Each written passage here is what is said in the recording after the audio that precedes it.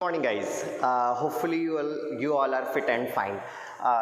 At the end CBSE ने कल release कर दिया है सिलेबस जिसका बहुत दिनों से वेट कर रहे थे आप लोग। लेकिन मैं यहाँ पे एक चीज़ क्लियर कर दूँ, जैसा मैंने अपने पिछले वीडियो में भी बताया था और आप बहुत सारे बच्चे कंफ्यूज थे, सिर्फ 12th के ही नहीं, वैसे बच्चे जो क्लास 11th में इस साल हैं उनको भी 2 बार बोर्ड एग्ज़ाम देना पड़ेगा। मतलब 11th के एग्ज़ाम्स भी अब 2 बार होंगे।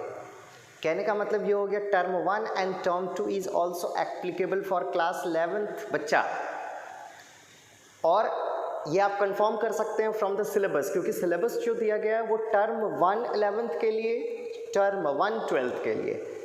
तो इसका मतलब ये हो गया कि अब 11th में जो बच्चे हैं वो भी अपने टर्म 1 के लिए प्रिपेयर करेंगे according to the latest syllabus. चलिए, ये पहली बात हो गई।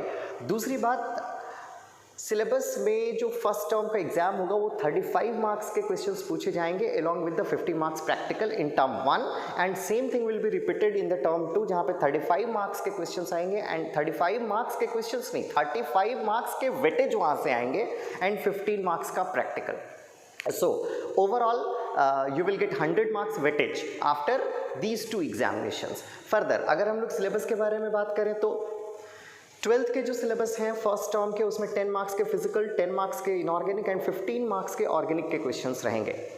10 मार्क्स का जो वेटेज दिया गया है फिजिकल में चैप्टर है solid state and solutions.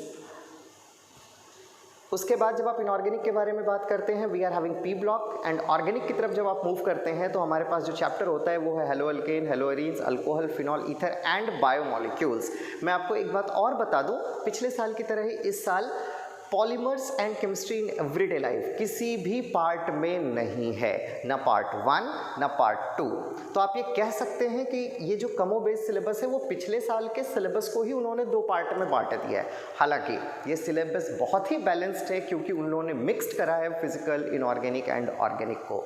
And syllabus बनाते समय कहीं ना कहीं इस बात का भी ध्यान रखा गया है कि वैसे बच्चे जिनका न्यूमेरिकल अच्छा नहीं है तो वो इनऑर्गेनिक साइड में, ऑर्गेनिक साइड में, या जिनका ऑर्गेनिक अच्छा नहीं है वो फिजिकल इनऑर्गेनिक साइड में इक्विवेलेंट वेटेज के साथ आगे बढ़ें। तो अभी के लिए यही बहुत बड़ी खबर है कि सिलेबस आ गए हैं 12th के लिए ही नहीं, 11th वालों के लिए भी। तो नाउ अब आप अपने प्रिपरेशंस में लग जाइए because you are having the syllabus. Wishing you all the best. मैंने लिंक डिस्क्रिप्शन में लिंक दिया हुआ है सिलेबस डाउनलोड करने का।